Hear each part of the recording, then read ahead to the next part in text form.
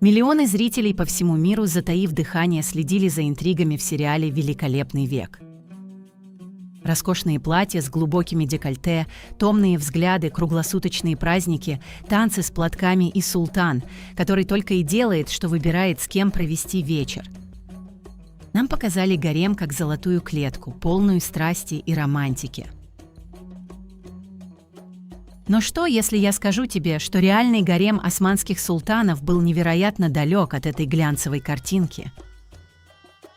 В настоящей истории дворца Топкапы не было места платьям по парижской моде XIX века, а наложницы гораздо чаще держали в руках бухгалтерские книги и учебники, чем любовные записки. Реальный гарем – это не курорт и не фабрика удовольствий. Это был закрытый монастырь, строгая фабрика чиновников, армейская казарма и Министерство финансов в одном флаконе. Сегодня мы разберем главные тайны османского гарема, которые остались за кадром популярной драмы. Начнем с значения слова. В переводе с арабского «харам» означает «запретное», «священное» или «защищенное место». В сериале девушки попадают во дворец и почти сразу идут на хальвет к повелителю. В реальности это было физически невозможно. Попав в гарем, славянка, черкешенка или гречанка не становилась любовницей. Она становилась джария, ученицей самого низшего ранга. Историк Лесли Пирс в своей работе «Императорский гарем» подчеркивает, гарем функционировал точно так же, как Эндерун, придворная академия для мальчиков-янычар. Это была школа элитных кадров. Девушек селили в огромных общих комнатах, похожих на казармы. Никаких личных покоев, пока ты не родишь султану ребенка. Спали на жестких матрасах, которые каждое утро убирались. А за их поведением следили строгие надзирательницы – калфы. Чему их учили? Программа была жесткой. Османский язык, чтение и письмо. Коран и основа ислама. Все девушки обязательно принимали ислам. Шитье – сложнейшая вышивка золотыми нитями. Игра на музыкальных инструментах, этикет, танцы и поэзия. Обучение длилось годами. Большинство девушек в гареме султан вообще никогда не видел в лицо. Они были штатом прислуги. И лишь самые умные, талантливые и красивые переходили на следующую ступень, становились шалирди, подмастерьями, а затем гедекли, прислуживающими султану. Так что Хюррем, прежде чем попасть в спальню к Сулейману, должна была сдать десятки экзаменов и доказать, что умеет поддержать беседу с умнейшим человеком своего времени. Давай поговорим о моде. Костюмы в сериале «Великолепный век» великолепны, но это стопроцентный вымысел художников по костюмам, вдохновленный французской модой XIX века. Декольте до пояса, корсеты, обнаженные плечи, появись Хюррем или Махидевран в таком виде в XVI веке, это сочли бы дикостью и жутким позором. Историк Норман Пензер, изучавший быт османского гарема, подробно описывает гардероб османских дам. Наложницы носили просторные шелковые или хлопковые шаровары, джакшер, длинные нижние рубахи, а сверху – глухие кафтаны, застегнутые наглухо под самый подбородок. Главная задача одежды – скрывать контуры тела, а не подчеркивать их. Более того, в залах Топкапы было чертовски холодно. Каменные стены дворца, продуваемые ветрами с Босфора, не могли прогреть даже многочисленные камины. Поэтому женщины кутались в тяжелые бархатные ткани и меха, надевая по нескольку слоев одежды. И еще одна деталь – макияж. Никаких смоки-айс и современных помад. В ходу были сурьма для глаз, хна для волос и ногтей, а также специальные белила. Зубы иногда даже чернили, что в определенные эпохи считалось признаком богатства. Так что реальные красавицы Сулеймана удивили бы современного зрителя. В сериале кажется, что жизнь в гареме – это сплошной хаос, где каждый творит, что хочет, подсыпает яд или устраивает драки. В реальности гарем был структурирован лучше, чем современное министерство. За любое нарушение дисциплины следовало жестокое наказание, от ударов палками по стопам до ссылки в старый дворец. Во главе этой пирамиды стояла не любовь султана, а Валидей Султан, мать правящего монарха. Она была абсолютным директором этого предприятия, а вот статус остальных женщин зависел от строгих, почти юридических правил. Как только Джария, простая наложница, привлекала внимание султана и попадала к нему на хальвет, она переходила в статус Икбал, фаворитки. Ей выделяли отдельную прислугу, улучшенное питание и повышенное жалование. Но этот статус был хрупким до тех пор, пока она не беременела.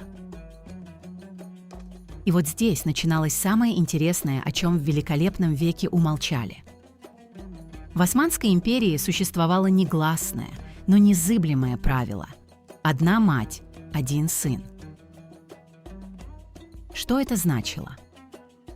Как только наложница рожала султану мальчика, она получала титул кадын, мать шахзаде, и ее детородная функция по отношению к султану прекращалась.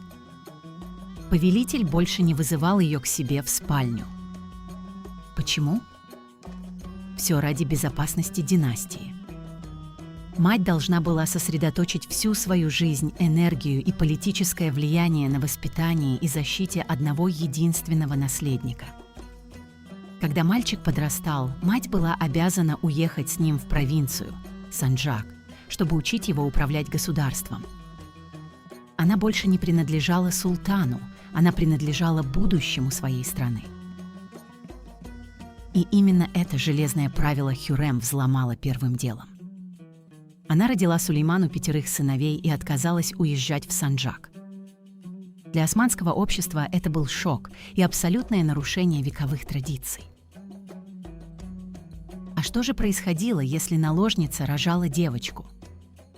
Статус матери-дочери в гареме был принципиально иным. Рождение девочки не давало женщине огромного политического веса в борьбе за престол, ведь дочь не могла стать султаном. Но у этого была и обратная, очень выгодная сторона. Правило одного ребенка на дочерей не распространялось. Женщина, родившая девочку, могла и дальше ходить на хальвет к султану и пытаться родить сына. Кроме того, дочери султана, султанши по рождению, были ценнейшим дипломатическим товаром. Когда они подрастали, Валидей и султан выдавали их замуж за влиятельных пашей и великих визирей. Через эти браки матери и дочерей обретали мощнейших союзников в Государственном совете, плетя интриги за спинами соперниц. Благодаря сохранившимся архивам мы знаем, что весь этот статус напрямую отражался в зарплатной ведомости. Каждая женщина была государственным служащим и получала ежедневное жалование. Посмотрим на цифры времен Сулеймана Великолепного. Простая служанка, Джария, получала от 5 до 6 акчей в день. Фаворитка, Икбал, не имеющая детей, около от 10 до 15 акче. Обычная кадын, мать одного сына или дочери, до 30-40 акче. А теперь внимание! Хюррем Султан, для которой Сулейман сломал все правила, создал титул Хасыки и сделал матерью 6 детей, получала 2000 акче в день.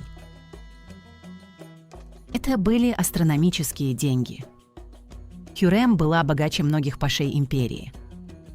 На эти средства она строила мечети, хамамы, больницы и бесплатные столовые для бедных. Гарем под ее руководством превратился в мощный экономический центр. В сериале «Евнухи» Сюмбюль-ага и Гюль-ага показаны комичными персонажами, которые бегают по поручениям султанш, сплетничают и разносят сладости. Это, пожалуй, самое сильное пренебрежение исторической правдой. Евнухи были одними из самых влиятельных и грозных людей в империи. Они делились на 2 группы. Белые служили в мужской части дворца, и черные, выходцы из Африки, охранявшие гарем. Командовал ими Кызлар Агасы, главный черный евнух. Этот человек имел ранг, равный великому визирю. Он был единственным, кто имел право беспрепятственно входить к султану в любое время суток, даже ночью. Кызлар Агасы управлял всеми священными фондами Мекки и Медины, контролировал бюджет гарема и часто выступал главным посредником между султаном и внешним миром. Евнухи не были слугами султанш.